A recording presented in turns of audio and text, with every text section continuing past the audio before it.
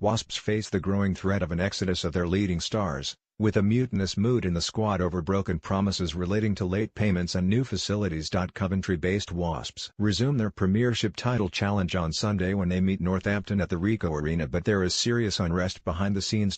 Patience is thin, caused by a lack of anticipated investment against a backdrop of financial turmoil. This jars with the perception that the club are enjoying a new era of prosperity. Sportsmail has learned that marquee players such as Elliot, Daly, Joel Launchbury and Christian Wade are expected to leave when their contracts expire unless Wasps address their grievances. Sources have indicated that the discontent and resentment have become so heightened that some fear there will be a flashpoint before most of those deals run out. The primary gripes among players and coaching staff relate to inadequate training facilities and the backlog in image rights payments, which are thought to account for about 15% of overall salaries. Wasps moved to Coventry at the end of 2014. And owner Derek Richardson pledged that they would have to use a temporary training base for only 6 months, before a new, state-of-the-art HQ was ready. 3 years on, 2 sites which were identified have been ditched and a new location is being sought. The message from the hierarchy is that it will be at least another 2 years before they no longer have to act as reluctant squatters in the basic surroundings at Broad Street. RFC there.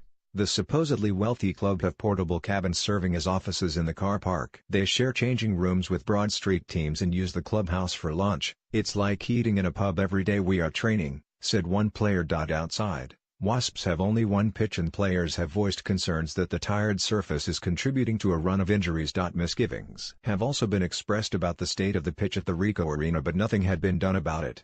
Instead, urgent work had to be carried out when cracks were found in the walls of the stadium last month. Sportsmail has been told that image rights payments were not made to Wasps players for 2 years. That problem was addressed earlier this season, but now it is understood payments are 6 months in arrears again. There is a widespread feeling that all areas of expenditure are under pressure and that the academy is being denied vital investment in favor of window dressing. Another grievance within the squad was the handling of Sam Jones's premature retirement. The flanker, who suffered career-ending injuries performing judo drills training with England in 2016, was upset that his wages were halted immediately he announced he had to stop playing. Teammates were angry, but the board argued that he had been paid in full for 17 months while rehabilitating, when a contract only requires wages to remain at normal levels for 6 months of inactivity.